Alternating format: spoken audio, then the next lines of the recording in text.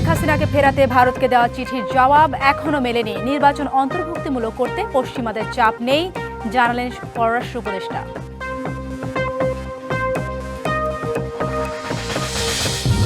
জাতিকে সুষ্ঠু নিরপেক্ষ ভোট উপহার দিতে চায় ইসি। তফসিল হলে আইন শৃঙ্খলা পরিস্থিতির উন্নতির আশা। নির্বাচনে এসপিদের দায়িত্ব বন্টন লটারিতে।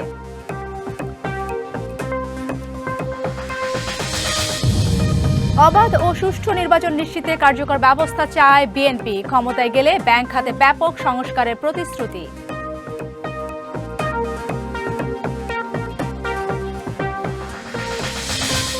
৪৭তম বিসিএস এর লিখিত পরীক্ষা কাল। বয়কটের ঘোষণা পরীক্ষার্থীদের একাংশের। মাত্র ৫০ দিনের প্রস্তুতির সময় অযৌক্তিক।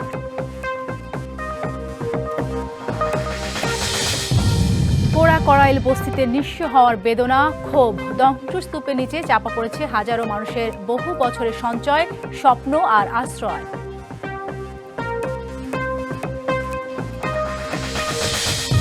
এবং হংকংয়ের একটি আবাসিক ভবনে ভয়াবহ আগুন। এ পর্যন্ত ৪ জনের প্রাণহানি। ভেতরে আটকা পড়েছেন বহু মানুষ। চলছে উদ্ধার কাজ। দলীয়করণের মাধ্যমে আওয়ামী লীগ দেশের অর্থনীতিকে ধ্বংস করেছে বলে অভিযোগ করেছেন বিএনপির স্থায়ী কমিটির সদস্য আমির খসরু মাহমুদ চৌধুরী। তিনি বলেন, দলীয় বিবেচনায় ব্যাংক ও ইন্স্যুরেন্স কোম্পানি দেওয়া হয়েছে, আগামীতে সেখানে সংস্কার প্রয়োজন। এদিকে দলটির সিনিয়র মহাসচিব রুহুল কবির রিজভী অবাধ ও সুষ্ঠু নির্বাচন নিশ্চিতে অন্তর্বর্তী সরকারকে কার্যকর ব্যবস্থা নেওয়ার তাগিদ দিয়েছেন। বুধবার রাজধানীর ডিপ্লোমা ইঞ্জিনিয়ার্স ইনস্টিটিউটে পপুলার লাইফ ইন্স্যুরেন্সের ২৫ বছর পূর্তি উপলক্ষে আয়োজিত অনুষ্ঠানে যোগ দেন বিএনপির স্থায়ী কমিটির সদস্য আমির খসরু মাহমুদ চৌধুরী। আর্থিক খাতকে দলীয়করণের জন্য দোষারোপ করে তিনি আওয়ামী লীগ কিভাবে ব্যাংক ও বিমা খাত ধ্বংস করেছে তার চিত্র তুলে ধরেন। আমির খসরু বলেন, অযোগ্যদের হাতে একের পর এক ব্যাংক দিয়ে অর্থনৈতিক পরিস্থিতি খারাপ করা হয় আওয়ামী লীগ আমলে। একটা ভঙ্গুর অর্থনীতিকে আপনি দেখাতে পারেন, কিন্তু এটার ফাউন্ডেশন এত দুর্বল হবে, এই ফাউন্ডেশনের উপরে বাংলাদেশের অর্থনীতি গড়ে উঠবে। তাই আমাদের যে চিন্তা, আগামীর বাংলাদেশের অর্থনীতিকে যদি এগিয়ে নিয়ে যেতে হয়, একদিকে ডিরেগুলেট করতে হবে, যারা ওয়াচডগ বডি আছে তাদেরকেও সততার মাধ্যমে, প্রফেশনালিজমের মাধ্যমে চালাতে হবে। এদিকে সকালে রাজধানীর নয়াপল্টনে বিএনপি চেয়ারপারসন খালেদা জিয়ার সুস্থতা কামনায় দোয়ার আয়োজন অনুষ্ঠানে সিনিয়র যুগ্ম মহাসচিব রুহুল কবির রিজভী অন্তর্বর্তী সরকারের কাছে গ্রহণযোগ্য নির্বাচনের প্রত্যাশার কথা জানান। আগামী নির্বাচন রমজানের আগে ফেব্রুয়ারি মাসে এটা যাতে অবাধ সুষ্ঠু নির্বাচন হয় এবং যেটা সরকারও অঙ্গীকার করেছে। 15.5 বছর শেখ হাসিনা জনগণের সরকার গঠন করার যে জনগণের যে ক্ষমতা সেটা কেড়ে নিয়েছিল, সেই পরিস্থিতি থেকে উত্তরণ ঘটাবে অন্তর্বর্তী সরকার। তারা নিরপেক্ষ সরকারের দায়িত্ব পালন করছেন, সেই দায়িত্ব পালন করবেন। দেশের ৬ কোটি মানুষ দারিদ্র ঝুঁকিতে পড়েছে, যা কাম্য নয় উল্লেখ করে রিজভী বলেন, দারিদ্র কিংবা বেকারত্ব থেকে দেশকে বাঁচানোর দায়িত্ব সরকারের। ৩ কোটি মানুষ দারিদ্র সীমানার নিচে চলে গেছে। কেন এটা হবে? Anwar Hossain, DBC news, Dhaka. আমি আন্তর্জাতিক অপরাধ ট্রাইব্যুনালের বিচার মানি না। শেখ হাসিনা মানবতা বিরোধী অপরাধ মামলার রায়কে কেন্দ্র করে একটি বেসরকারি টিভি চ্যানেলের টক শোতে এমন মন্তব্যের জেরে বিএনপি নেতা অ্যাডভোকেট ফজলুর রহমানের বিরুদ্ধে আদালত অবমাননার অভিযোগ এনেছে রাষ্ট্রপক্ষ। রবিবার এ বিষয়ে শুনানি হবে বলে জানিয়েছে প্রসিকিউশন। আমি তাদেরকে নেতা বলতে আর চাই না, তাদেরকে আমি অভিনেতা বলবো। মানুষ বুঝে ফেলেছে এরা হলো রাজাকারের বাচ্চা।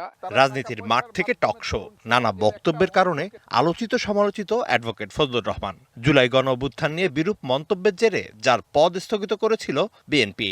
যদিও আগামী নির্বাচনে কিশোরগঞ্জ ৪ আসন থেকে দলের টিকিট পেয়েছেন এই বীর মুক্তিযোদ্ধা। আমি এই কোর্ট মানি না, এই কোর্টের আমি বিচার মানি না। ইউটিউবে বলছি, টক শোতে বলছি। গেল 23 নভেম্বর একটি বেসরকারি টেলিভিশনের টক শোতে জুলাই আগস্ট হত্যাযজ্ঞের বিচারে গঠিত ট্রাইব্যুনাল নিয়ে বিরূপ মন্তব্যের অভিযোগ এনেছে প্রসিকিউশন, যা আদালত অবমাননার শামিল। জ্যেষ্ঠ আইনজীবী ফজলুর রহমানের বিরুদ্ধে শাস্তিমূলক ব্যবস্থা নেওয়ার আবেদনও জানায় রাষ্ট্রপক্ষ।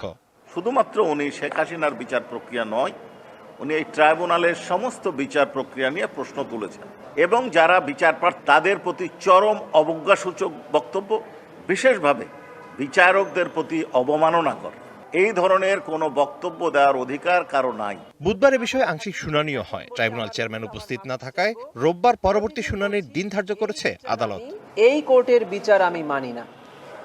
আরো বলছেন উনি, এই কোর্টের গঠন প্রক্রিয়া বলে এই কোর্টে বিচার হইতে পারে না। এছাড়াও আরও অনেক ডিফেমেটরি বক্তব্য উনি দিয়েছেন। আমরা শুধু কোর্ট নিয়ে উনি যতটুকু কথা বলেছেন সেটুক ট্রাইব্যুনালের সামনে পড়েছি। টোটাল 49 মিনিটের টকশোটা আমরা ট্রাইব্যুনালে দাখিল করেছি।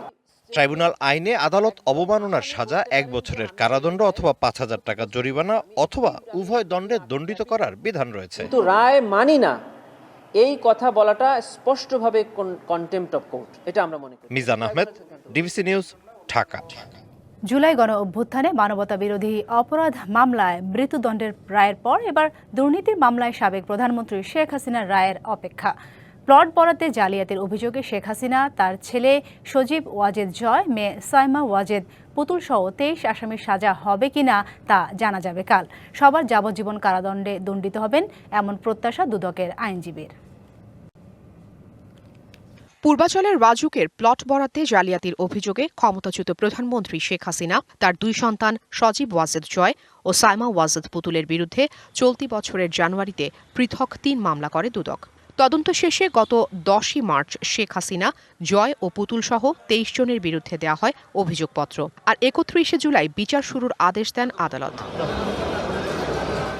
এসব মামলায় সাক্ষ্য দেন 91 জন। সাক্ষ্য গ্রহণের শেষ পর্যায়ে এসে আদালতে আত্মসমর্পণ করে নিজেকে নির্দোষ দাবি করেন রাজুকের সাবেক কর্মকর্তা খুরশিদ আলম। যুক্তিতর্ক শেষে 23 নভেম্বর রায়ের দিন ঠিক করেন ঢাকার 5ম বিশেষ জজ মোহাম্মদ আব্দুল্লাহ আল মামুন। দুদক বলছে, মেয়ের আবদার রাখতে প্রধানমন্ত্রীর ক্ষমতার অপব্যবহার করে 2 সন্তানের নামে প্লট বরাদ্দ নেন শেখ হাসিনা। দলিল দস্তাবেজ সহ সাক্ষ্যতে তার প্রমাণ মিলেছে। দালিলিক প্রমাণ, সে সমস্ত দালিলিক প্রমাণ আমরা বিজ্ঞ আদালতে সাবমিট করেছি, বিজ্ঞ আদালত গ্রহণ করেছেন এবং মৌখিকভাবেও সাক্ষী দিয়েছি। সেই বিষয়গুলো বিজ্ঞ আদালত আমলে নিয়েছেন। এখন এই অপরাধের যে সর্বোচ্চ শাস্তি কিংবা অন্যান্য শাস্তি যা আছে, অন্যান্য ধারা, সে সমস্ত শাস্তির বিষয়টা হচ্ছে বিজ্ঞ আদালতের উপর নির্ভর করে। এসব মামলায় শেখ হাসিনা সহ সব আসামির যাবজ্জীবন কারাদণ্ডের আশা দুদকের। রাজুকের নিয়ম নীতি অমান্য করে উনি একটা প্লট রাজুক থেকে নিলেন। এছাড়া আমরা সাক্ষীরা বিজ্ঞ আদালতে সাক্ষ্য প্রমাণ দিয়েছেন, সংশ্লিষ্ট আলামতগুলা বিজ্ঞ আদালতে এসেছে। একই অভিযোগে আরেক মামলায় শেখ হাসিনা, তার বোন শেখ রেহানা এবং রেহানার মেয়ে ব্রিটিশ এমপি টিউলিপ সিদ্দিক সহ 17 জনের রায় ঘোষণা করা হবে 1 ডিসেম্বর। এছাড়া শেখ রেহানার 2 সন্তান রদওয়ান মুজিব সিদ্দিক ও অপর মেয়ে আজমিনা সিদ্দিকের বিরুদ্ধে 2 মামলা শুনানির শেষ পর্যায়ে। Afrin Anwar, DBC news, Dhaka. পরীক্ষার হলে বসছেন না 47তম বিসিএস এর লিখিত পরীক্ষার্থীদের একাংশ। পেশি শক্তি নয়, কেবল সময় বাড়ানোর যৌক্তিক দাবি তোলায় রাস্তায় রক্তাক্ত হওয়ায় পরীক্ষা বর্জনের এমন কঠিন সিদ্ধান্ত নিতে বাধ্য হয়েছেন তারা। মঙ্গলবার ঢাকা বিশ্ববিদ্যালয়ের মধুর ক্যান্টিনে এক জরুরি সংবাদ সম্মেলনে এ ঘোষণা দেন তারা। সংবাদ সম্মেলনে পরীক্ষার্থীরা বলেন, মাত্র 50 দিন পরীক্ষার প্রস্তুতির সময় অযৌক্তিক বলেই পরীক্ষা পেছানোর জন্য মাঠে নেমেছিলেন তারা। এর আগে বিভিন্ন মন্ত্রণালয় ও উপদেষ্টাদের দ্বারস্থ হলেও সাক্ষাতের সুযোগ দেননি তারা। এই সরকারের আমলে অনেক হাস্যকর ও অযৌক্তিক আন্দোলন সফল করে গেছেন অনেকেই। ছাত্র হয়ে পেশি শক্তি দেখাতে পারেনি বলেই রাস্তায় মার খেতে হয়েছে তাদের, এমন দাবি তাদের।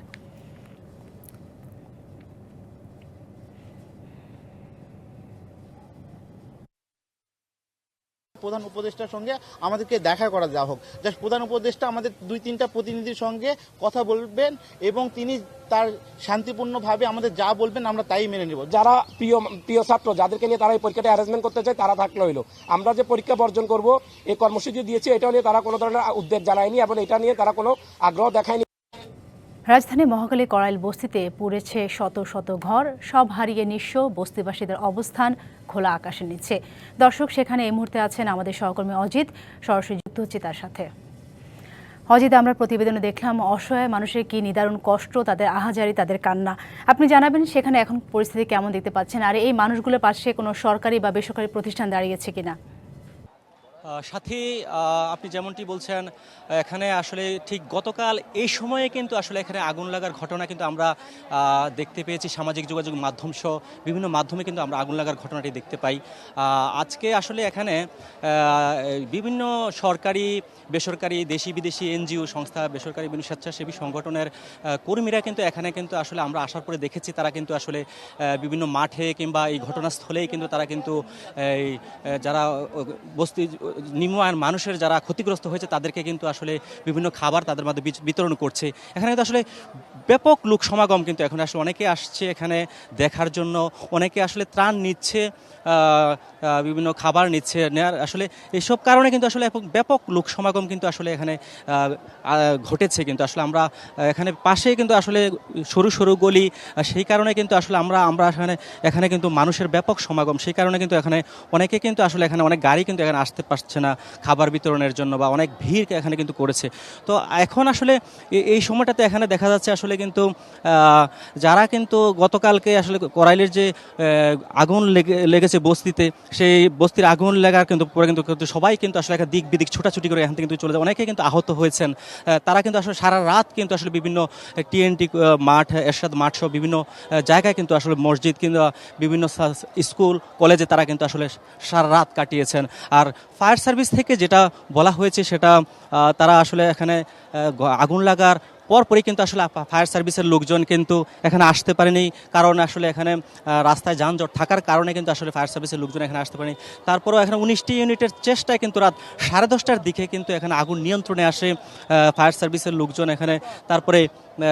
তারপরে কিন্তু আসলে এখানে বিভিন্ন ফায়ার সার্ভিসের লোকজন থেকে যেটি বলা হচ্ছে আসলে এখানে রাস্তার আশেপাশে যে রাস্তা সরু হওয়ার কারণে কিন্তু আসলে তারা এখানে সময় মতো পৌঁছাতে পারেনি। তারপর তারা এখানে তাছাড়া এখানে পানির কোনো ব্যবস্থা ছিল না। তারা অনেক চেষ্টার পরে এখানে পাশের বউবাজার যে খাল ছিল, খাল থেকে তারা পানির সেচ পাম্পের মাধ্যমে তারা পানি দিয়ে তারপরে আগুন নিয়ন্ত্রণে আসতে তারা কিন্তু সক্ষম হয়। আসলে এখানের যে বস্তিবাসী যারা ক্ষতিগ্রস্ত মানুষ, এখানে কিন্তু আসলে প্রায় 1500 ঘর বাড়ি এখানে কিন্তু পুড়ে গেছে, আর ক্ষতিগ্রস্ত হয়েছেন প্রায় 50,000 লোকের মতো নিম্ন আয়ের মানুষ। তারা কিন্তু আসলে আজকেও আসলে তারা এখানে। অসংখ্য ধন্যবাদ অজিত আপনাকে। ব্যাংক কর্মকর্তাদের বিদেশ ভ্রমণ নিয়ে কড়াকড়ি আরোপ করেছে বাংলাদেশ ব্যাংক। ত্রয়োদশ জাতীয় সংসদ নির্বাচন অনুষ্ঠিত না হওয়া পর্যন্ত ব্যাংক কোম্পানির কর্মকর্তা কর্মচারীদের অতি জরুরি কারণ ছাড়া বিদেশে না যাওয়ার স্পষ্ট নির্দেশনা দিয়েছে কেন্দ্রীয় ব্যাংক। বুধবার বাংলাদেশ ব্যাংকের ব্যাংকিং প্রবিধি ও নীতি বিভাগ BRPD এ সংক্রান্ত নির্দেশনা জারি করেছে। কেন্দ্রীয় ব্যাংক জানিয়েছে, নির্বাচনকালীন সময় ব্যাংকিং খাতে যাতে কোনো শূন্যতা বা প্রশাসনিক বিঘ্ন তৈরি না হয় তা নিশ্চিত করতে এই সতর্কতামূলক ব্যবস্থা নেওয়া হয়েছে। নির্দেশনায় বলা হয়েছে, নির্বাচনের সময়কে বিবেচনায় রেখে ব্যাংকিং কার্যক্রমকে স্থিতিশীল ও নির্বিঘ্ন রাখতে এই সীমিত ভ্রমণ নীতি কার্যকর করা হয়েছে। ফেব্রুয়ারিতে ত্রয়োদশ জাতীয় সংসদ নির্বাচন। সারা দেশ প্রস্তুত হচ্ছে একটি অবাধ, সুষ্ঠু ও গ্রহণযোগ্য নির্বাচনের জন্য। কি ভাবছেন সাধারণ মানুষ থেকে শুরু করে আগামী জনপ্রতিনিধিরা, সে কথা জানাতে ডিবিসি নিউজের ইলেকশন এক্সপ্রেস ছুটে যাচ্ছে সব সংসদীয় আসনে। এখন আছে সংসদীয় আসন 141 জামালপুর 4-এ। CSRM ডিবিসি ইলেকশন এক্সপ্রেসে আমরা আছি জামালপুর 4 আসনে। এটি সরিষাবাড়ী উপজেলা নিয়ে এই আসনটি। আমার সাথে যুক্ত আছেন জামায়াত ইসলামীর জামালপুর জেলা সেক্রেটারি অ্যাডভোকেট মোহাম্মদ আব্দুল আওয়াল। আপনাকে স্বাগত জানাচ্ছি আমাদের CSRM ডিবিসি ইলেকশন এক্সপ্রেসে। তো আপনাদের জামায়াত ইসলামী বাংলাদেশের সবচেয়ে বড় ইসলামপন্থী রাজনৈতিক দল, এবং আপনারা ইসলামী শরিয়া আইন বাস্তবায়নের জন্য কাজ করছেন। এখন নির্বাচন সামনে, আপনাদের ক্ষমতায় যাওয়ার বা রাজনৈতিক দল গঠন করে ক্ষমতায় যাওয়ার একটা অপরন্ত সুযোগ সৃষ্টি হয়েছে। তো যদি সুযোগ আসে, কিভাবে সেটি বাস্তবায়ন করার পরিকল্পনা আছে আপনাদের? জি, আলহামদুলিল্লাহ, আমাদের পক্ষ থেকে সিবিসি টেলিভিশন চ্যানেলকে আমাদের ধন্যবাদ জানাই।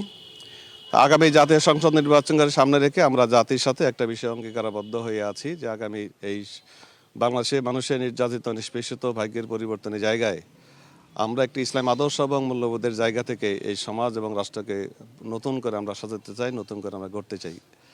এবং এই গড়ার ক্ষেত্রে আমরা মনে করি এই ইতিমধ্যে মানুষের মধ্যে যে একটি স্বতঃস্ফূর্ত সহযোগিতা এবং মনোভাব আমরা এই বিগত 60 বছর যাবৎ আমাদের যে অব্যাহত এবং অক্লান্ত চেষ্টা ছিল, এবং তার একটি ফলাফল আমরা লক্ষ্য করছি মানুষের মধ্যে। আমাদের সেই আবেদনটি তারা এটা গ্রহণ করেছে এবং এদেশের মানুষ সম্মিলিতভাবে আমাদেরকে রাষ্ট্র পরিচালনার জায়গায় তারা দেখতে চাচ্ছে। যদি এই যে দেশের মানুষ আমাদেরকে সেই মহান দায়িত্বটি আমাদেরকে দেয়, তাহলে আমরা সেটা আমানতদারিতার সাথে পালন করব এবং এই দেশ পরিচালনার ক্ষেত্রে প্রতিটি আইন তৈরি করা, আইন বাস্তবায়ন করা, সব জায়গাতেই ইসলামী আদর্শ, নৈতিকতা এবং মূল্যবোধটাকে আমরা প্রাধান্য দেব এবং প্রতিটি ক্ষেত্রেই আমরা যে সততা, যে ন্যায় এবং সততা যদি আমরা প্রতিষ্ঠা করতে পারি, তাহলেই সেটাই প্রকৃত অর্থে একটা ইসলামের আদর্শের লক্ষ্য পূরণ হবে বলে আমরা মনে করি। আমরা দেখছি যে বিভিন্ন রাজনৈতিক দল যখন সমাবেশ করে তখন এইরকম কথা শুনি, কিন্তু সত্যিকার অর্থে যে আমাদের নতুন বাংলাদেশ প্রায় 1.5 বছর হয়ে গেল, নতুন বাংলাদেশে যে প্রত্যাশা ছিল জনগণের এখনো কিন্তু সেটি পূরণ হয়নি। তো আসলে কতটা সম্ভব কথা আর কাজের মিল করার?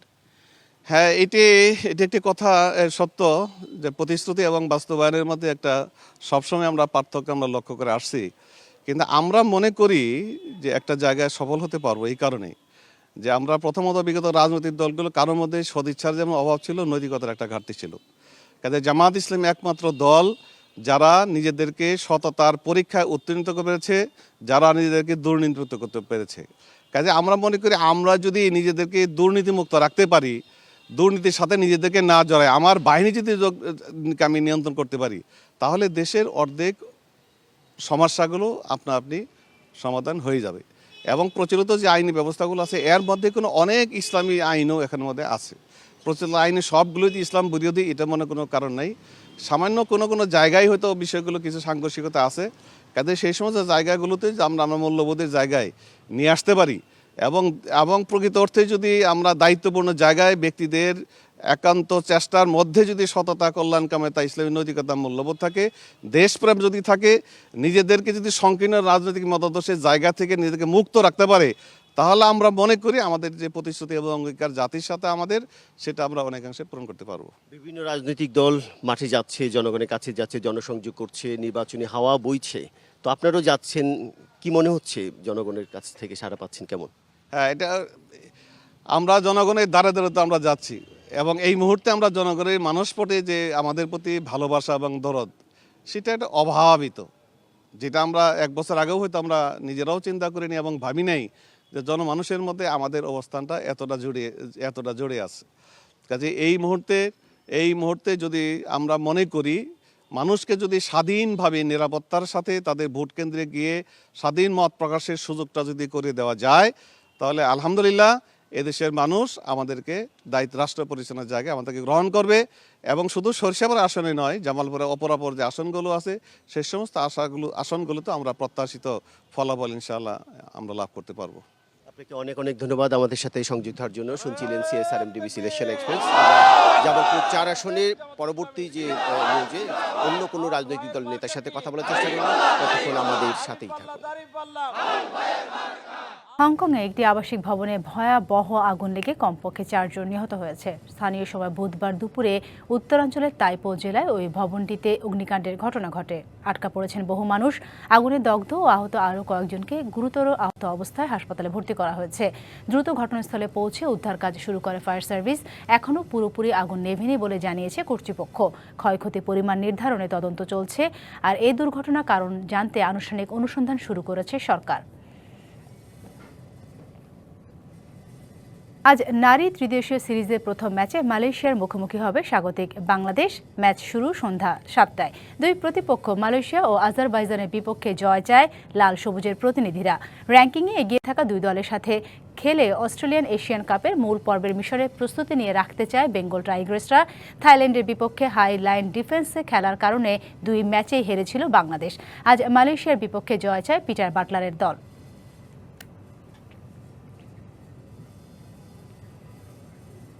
দীর্ঘ 1 যুগ পর জাতীয় স্টেডিয়ামে ফিরছে নারীদের ফুটবল। ত্রিদেশীয় সিরিজের উদ্বোধনী ম্যাচে সন্ধ্যা 7টায় মালয়েশিয়ার বিপক্ষে মাঠে নামবে বাংলাদেশ। ম্যাচের আগে দলীয় প্রস্তুতি ও স্টেডিয়ামের সার্বিক পরিস্থিতি নিয়ে জানাতে আমাদের সাথে যুক্ত হচ্ছেন সহকর্মী ফারদিন সাজু। জানাবেন ম্যাচে বাংলাদেশের প্রস্তুতি কেমন দেখতে পাচ্ছেন, আর দর্শক সমাগম ও স্টেডিয়ামের নিরাপত্তা ব্যবস্থা নিয়েও আমাদের সামনে কিছু তথ্য তুলে ধরবেন। নারীদের ফুটবল এবং আজ সন্ধ্যা 7টায় মালয়েশিয়ার মুখোমুখি হবে বাংলাদেশ। এই ম্যাচ দিয়ে কিন্তু বাংলাদেশের যে অস্ট্রেলিয়া মিশন, সেই অস্ট্রেলিয়া মিশনের যাত্রা হবে। দর্শক উপস্থিতি যদি বলি, আমরা যে ধরনের পুরুষ ফুটবলে দেখি দর্শকদের উন্মাদনা, দর্শকদের উচ্ছ্বাস, নারীদের ক্ষেত্রে কিন্তু অনেকটাই ব্যতিক্রম। যদিও দর্শক উপস্থিতি খুব একটা খারাপ সেটা বলা যাবে না, সন্তোষজনকই বলা যায়।